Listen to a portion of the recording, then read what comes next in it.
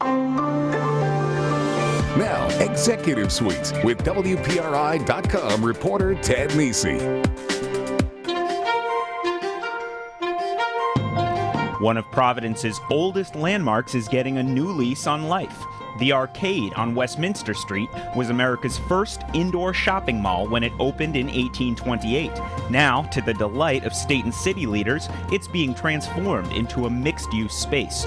There's already a waiting list for the Arcade's 48 Microloft apartments, and its ground floor retail spaces are in demand, with a grand opening expected later this summer.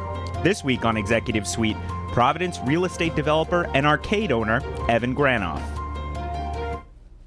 Welcome to Executive Suite. I'm Ted Nesi. Evan, thanks for being here. Oh, you're welcome, Ted. And I Glad tell to be you, here. this is a project. People have been asking me to do a show about this. People are fascinated by what's happening with the Arcade, but a lot of you probably recognized it from that opening footage we showed of the Arcade building right down Westminster Street. But for those who don't know it, who aren't, maybe people in other parts of the state, what makes the Arcade a special building, and what's sort of the history there? It was built in 1828. It was the first commercial building on the west side of the Providence River. So it has very beautiful Greek Revival elements on the outside of the building and a beautiful atrium on the inside. And it has a big history. And I think that one of the things that makes it so important to people is the public nature of it. It's always been a public building. And so people have always walked through the building, and everyone has sort of their arcade memory of being a kid going through there or something, or someone who worked for me told me, that's where they went when they became a U.S. citizen to get their passport picture taken. Or, so everyone has an arcade memory, and I think that's why it's so special to people in the state. And it was obviously 1828. There was no Mall of America. There was no Warwick Mall. No. This was an early vision of something that became huge later. Yeah, it was. It's the oldest still standing shopping mall in America. I don't think it was the first, inside shopping mall, but it wasn't the first. But it is a really impressive architectural structure. It was done by two architects. Little arcade fact that a lot of people don't know is that the facade on Westminster Street is actually much different than the one on Weybosset Street. There were two architects that did it. They were in the same firm, and apparently it was like, you work one end, I'll work the other. And never the twain shall meet. Yeah. So bringing it up to the present day, I believe before you and your firm took over the Arcade, it was Johnson & Wales University actually owned the Arcade. Yes. What got you interested in taking over the Arcade, and sort of what was the situation there around, I think, 2008? Well, the Arcade had been slowly declining. Never really, second and third floor retail in Providence is a tough sell. And so it never really had a good taking on those floors. And the first floor was a food court. It really only did business between the hours of 10 to 2. Catering to the financial district. Yeah, and into lunch crowd. And then after 5, it was very dead. And so that's a reflective of the financial district in general. And so it definitely needed to be done over. And so how did you become interested in being one to do the do-over? Well, we've done, the firm I work with, I work in Granoff Associates, and I'm doing this project on my own, but, we've done a lot of stuff in the financial district. We did the Turk's Head building, we did the Union Trust building, which is an incredible Beaux Arts building. If you're familiar, the one that it's right on the corner of Westminster and Doran Street. And we redid the old Colony Bank building into the Hampton Inn. So, we've done a lot of stuff in that area. So you have a love for this area. Yeah, well, it's interesting, that when you do real estate, the object is to add value, right? And so if you put $1 in, you want to add more value than $1. And so if you control areas around there and you increase the value of the buildings in that area, then you're increasing the value of everything. And so you're adding value is the game that you're playing. So let's talk about your vision. This is a new Arcade. You're not just refurbishing some retail spaces up in town, as I mentioned in the introduction. Give us the scope. What is the project? What is the Arcade going to be when you're all finished with it? It's going to be a mixed-use building. That's going to be retail still on the first floor. It's very important to have the interior of the building remain open to the public with that center walk-through. And then the second and third floors will now be residential. and the public will not be allowed to go up onto the second and third floors. People can see that atrium there on their screens. So who did the redesign for you? Northeast Collaborative Architects did the architectural work on this project. And how far along are we? We see workmen there. I know you're getting pretty far. When do you think there'll be a grand opening? Well, I think that we'll probably have a softer opening at the beginning, and then do the grand opening when things are sort of, ironed out in there. And I would say, it's definitely going to be opening up this summer, and then the grand opening will be after that. And tell me, this is, as you mentioned, this is a historic building. It's a certain type of architecture, and part of the way you envisioned it was to keep its historic perspective there. Did you run into any surprises or anything that you didn't expect as you worked on this? Well, it had an extensive renovation in 1978, which was done by Gilbane, and they're a very good construction company, and they did a thorough job. So a lot of the structural issues were taken care of at that time. So sometimes you take a wall down, and then it's like, oh, look at that nice steelwork that someone did there. And that's sort of one of the interesting aspects of the building is that, we've done a lot of work on Turk's Head and Union Trust buildings and other buildings. And this is the first building that I've ever done that didn't have steel in the foundation, because really steel didn't become a structural element until the turn of the century. Pre-steel. It was pre-steel, and so they built it. It's all rubble construction. It's just stones piled up with cement, and and so to make something strong like that, and I guess one of the interesting aspects of this building is that it moves around a lot, and it's not something that it moves like while you're working on it, not literally like here's an earthquake going on here, but you just can see when you look at the building, there's been a lot of movement in the building when you look down it, and things do move a little bit, and so it's just one of the things of working on a building like that, and I never really expected that. Now, one of the things people really fascinated about you're doing are the apartments in there. They're not necessarily your standard apartments. They're called microlofts. Is that just a fancy name for studio apartments? What makes an apartment a microloft? I'm not sure about the actual standard about where you get to be, micro, but an average studio is probably somewhere around 700 or 800 square feet. We have apartments. We have 19 apartments that are 225 square feet, and then we have another 19 apartments that are 298 square feet, and then we People have getting a look there on their screens. Then we have another group of 10 apartments, because the arcade is shaped like an offset cross. So in the bump outs, you have larger units. So there'll be 10 larger units in the building, and then they'll have all those micro units. So, but the larger units are still 500 to 600 square feet, so they seem larger, but in the world of apartments, they're still very, very small. Now, got to ask first question people are going to have, how much does it cost to rent a place like that? Well, we're starting the rents in the micro units at around $550, and they go up from there. Now, Kim Clooney of PRO said when she talked to you that you sort of took boats, because I think you're a boating man yourself, and that's part of how you designed to use the space a certain way. Tell me about that. How do you make a microloft not feel like you're in a closet? Well, I think there's sort of two approaches that you can make with that. You can either do the Hollywood set approach, where you have rooms that convert and literally walls that slide and they become different. So you take one room, and that's your living room by day, and then it's the bedroom at night, and it's the dining room, and all these things convert into other, a futon becomes a table for four, and things it's very incredible stuff. And there's a display at the New York City Museum right now about microlofts and micro apartments, and including they built one, the arcade. Including the arcade. And interestingly, the arcade was the only one that actually was being built, and then it was in a national historic landmark building too. So it was it's an accomplishment for us. But this apartment, I was told came out to be $200,000. And so the rent's going to be sort of high. And then the other approach would be the boat approach, where you take the interior of this space and you make it very functional.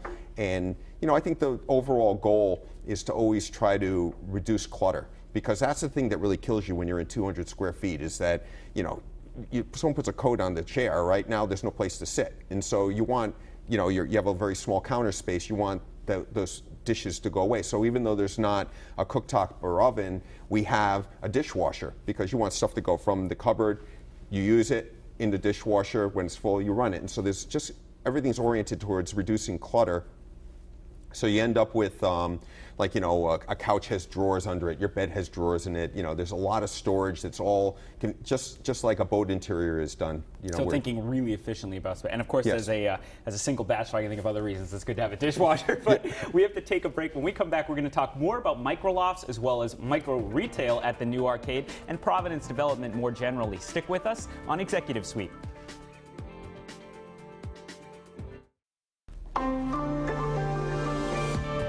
Welcome back to Executive Suite. I'm Ted Nisi, and my guest, I'm glad to have him, is Evan Granoff, a familiar face in redevelopment in Providence, and he's currently the redeveloper on the Arcade, the famous shopping mall from 1828 that's now being totally redone into a mixed-use facility with microlofts and micro retail, and that's where we were talking right now. Evan, we were talking about the microlofts, the apartments that are going to be in there. What are you seeing in terms of demand? Are people? There's a waiting list, I believe. Yeah, the demand for the product was much more than I had ever anticipated. 48 of them all together, right? Yes, and there's a substantial waiting list. We have not actually signed the leases on it because we wanted to have a firm date of opening before we signed those leases. And so people at home thinking, oh, maybe I'll get one of these. They might be a little while before they can. Well, I think, you know, put your name on the list. I mean, you know, but there's a lot of demand for that. There's a lot of demand. Who is the demand coming from? Is it just going to be full of students? Is this another Brown University dormitory, basically, or RISD? What's it going to be? No, we're actually not. We're not going to allow co-signers on the lease, so there probably won't be a lot of students in the building. And you know, originally the target market that I thought I was going after were recent graduates. There's a lot of talent that that graduates from the universities in Providence, and then they move away. And part of it is just not being able to live there. And so we thought that it'd be great to have these apartments that are affordable and efficient units that people can live in. And the efficiency aspect of it is important too, because you can afford the rent at some place, but then the utilities, you know, you get an 800 square foot place and there's a $200 heating bill. Good rule of thumb, you know, a dollar a foot, let's say, for, you know, your heating cooling costs. And, you know, you're looking at a 225 square foot unit is you know, $20 a month or something like that is what you're going to have a utility bill, and that what really makes it affordable. But the other groups that are really been interested in are, I guess the common element of them is that they own or live someplace else, and they want a pied-à-terre. They want something where they're reverse commuter. They're looking, you know, I'm a professor at this school, and I teach 2 classes a week, and I live, you know, 2 hours away, and now I want to be able to stay in this place, and this is going to work perfect for me. Fascinating. So do you have any sense, we were talking about grand opening, more thinking the retail side, when people might be moving into the arcade? I would anticipate that they would be moving into the arcade at the end of the summer. At the end of the summer. Okay, so we're on the fast track there. More generally, that's interesting because, you know, with the discussion obviously about the Superman building and what to do with that building, one of the big pitches from the developer over there is demand for residential living space in downtown Providence, and it sounds like you are seeing that at least in your part of the market. Yeah, well, I think that across the whole market, I mean, you know, one of the things that looked at is vacancy levels, and if you look at what Cornish Associates, Buff Chase is doing down there, he has no vacancy. Essentially, the vacancy in apartments in downtown Providence is 0. So across all the categories. But if you look at, like, you know, 1-bedroom, 2-bedroom studio, the studio market has always been no vacancy. And so that's always been the strongest element of the market. And then what we did in the arcade is 48 units, one 2-bedroom, 1 3-bedroom, and all the rest are 1-bedrooms and studios. And we're going to talk more about residential in a while, but I don't want to understate retail because that's the history of the arcade, obviously. How much retail space in there, and how many people do you have signed up so far? Well, we have, there's going to be 17 or 16, depending on how a restaurant works out in there, retail spaces, and then there'll be 3 restaurant spaces. And the retail spaces are all micro retail too. I mean, I might as well just stay in that theme, but it's also the nature of the way the building is with that large atrium space, which is common area, that you really need to go with these micro kind of units in the building in order to make it profitable. And that's ultimately the goal, is to make these historic buildings economically viable. So there's going to be these 350 to 370 square foot micro stores. And the goal was to make destination retail. And having retail that is more directed at a target market will mean that someone will drive to get there. You know, example, like fly fishing or something where a guy who's into fly fishing doesn't go to Dick's Sporting Goods, he's going to go to that store. And so you can, as you target that retail, you can make it more of a draw. If you make it too narrow, yeah, you can capture everybody in 2-hour radius, but you don't have enough people. There's only 5 of them, so yeah. So you got to make it that's making the right balance. And so what decided to do here is to make it into a design-based retail, and that's pulling off of the strength, which is the new economy in Providence, which is education and arts and design. And that's what the city is really moving towards. And so there's a lot of talent in Providence, and this is a place where they can open a store and show that. But I wanted to narrow it to increase that draw. So we're sticking into the design-based retail that's more in the fashion area, clothing, accessories. It reminds me a little of the new retail spaces at the bottom of the Biltmore Garage, Ellie's Bakery and the others there that are small spaces. And one thing that was interesting, you told, I think the New York Times, or maybe the Providence Phoenix, that it's not going to be too expensive to start a retail store here because you're keeping the costs fairly low, right? Yeah, well, it's only going to be $1,000 a month, which is very low rent to open a retail store in Providence. So you're looking at opportunity to open a store. A person who had under $5,000 can open a store in there. I'm talking you have your first month's rent, your security, and then you can do a little bit of a build out, and you're off. And then by locating yourself around these other businesses that are a similar draw, you create a much stronger draw. And we're getting up against a break, but I want to let you say you've announced just this week 6 retailers to start with, and I think you have your paper in front of you to name them correctly. Slip up and start releasing other people because I'd start rattling them off. Don't anger your new tenants. So tell us, who's going to be there to start? We're going to have Jessica Ritchie Designs, a jeweler, Royal Mail, clother. Dash is a bicycle store. We are also doing the first indoor bike shop in the city, indoor bike garage in the city. And Dash is the first bike shop downtown. Sugar Coated Heaven, which is cupcakes and hand-dipped chocolates. She's a very interesting story. Started her first business in high school. She's a sophomore at Johnson & Wales. I mean, perfect, talking about these talented people opening a business. New Harvest Coffee, amazing, coffee. He has single source beans. They're in Pawtucket right now. Drank some the other day. Delicious. Yeah, it's really good, and that's going to be great. And Southwest Passage, great jewelry store, does more southwestern U.S. style jewelry. Royal Mail, I also and Jessica Ritchie. Jessica Ritchie, designs and makes all her own jewelry, and she'll be making jewelry right there. And then Royal Mail has another store located in Newport, Rhode Island. They do high-end British type clothing. And we're up against a break, but when do you think you'll have the others to announce? I would say within the next couple of weeks. All right, so we'll be watching for that. We're going to take a break. As I said, when we come back, we're going to talk about development more generally in downtown Providence and maybe get Evan to weigh in on the Superman building, whether he wants to or not. Stick with us on Executive Suite.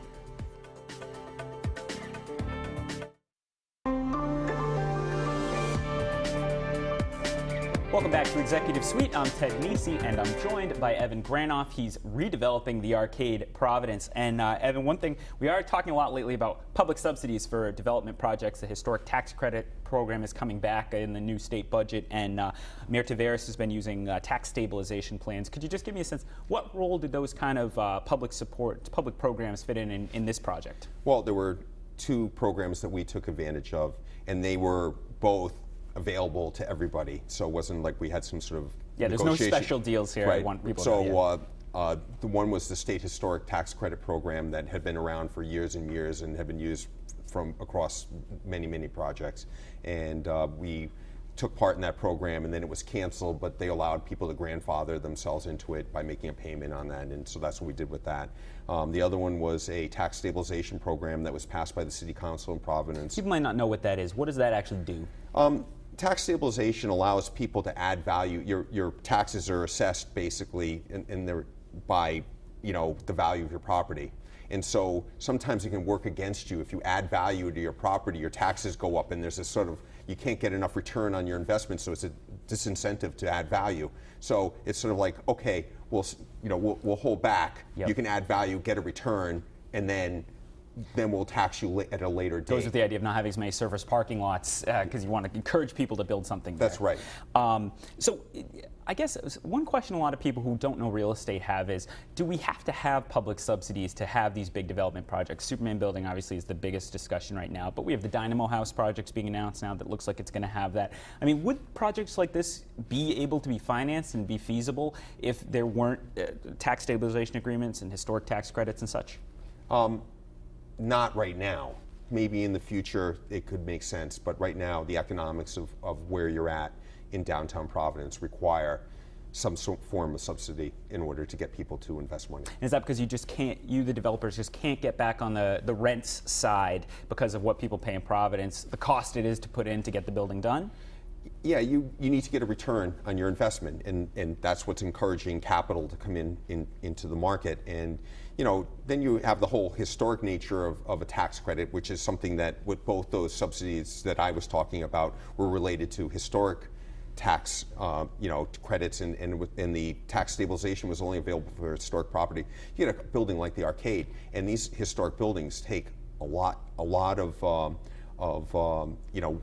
money, but they also take a lot of care, and people want to preserve aspects of them which may not be economically advisable to, they don't make sense to preserve it, but you're doing it, in order to, and you're being compensated for that. So you can get this historic preservation, and then you're being paid for that. As opposed to just knocking down the Arcade and building a regular suburban CVS there. Yeah, no, that wouldn't be a good idea.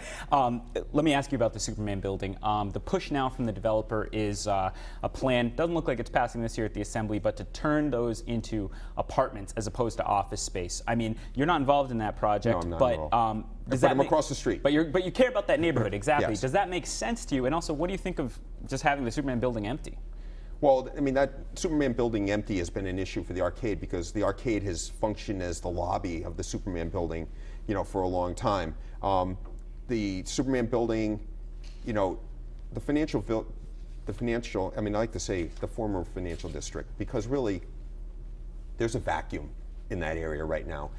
We're not a financial district anymore. The big banks are gone. They do have a presence there, but it's not a banking center. That's in Charlotte now. And so, you have this vacuum, and what's really been filling it has been the universities and colleges, and the educational, and then the arts, like AS 220, and there is growth. And we're in a transition in Providence, and I would like to think that what I'm doing is creating an incubator for these artistic, design-based businesses that hopefully you can create a design district or arcade district, and we might be able to fill some of that vacuum. So some of that is going to radiate out from the Arcade, hopefully into these other areas. That being said, the Superman building is a big building. All right, it's also a structure that is designed for a purpose of being a financial services or office type building, and there's not as much demand for that product, so it makes it difficult. And then you got zoning and regulation issues. It has 27 or 28,000 square foot footprint. In Providence, you need 250 square feet of land for every dwelling unit that you put in a building, so you can only get 110 units by right in that building. Now you're into something like 3,000 square foot units or 2,500 square foot units. All right, I have to cut you off there, Evan Granoff, but thank you so much for being here. Residents, watch for the new Arcade in Providence, redeveloped to be opening later this summer. Maybe we'll have you back sometime to talk about how it's going. If you missed this show or any other episode of Executive Suite, you can catch it on WPRI.com. Stick with us next week and every week here on MyRI TV.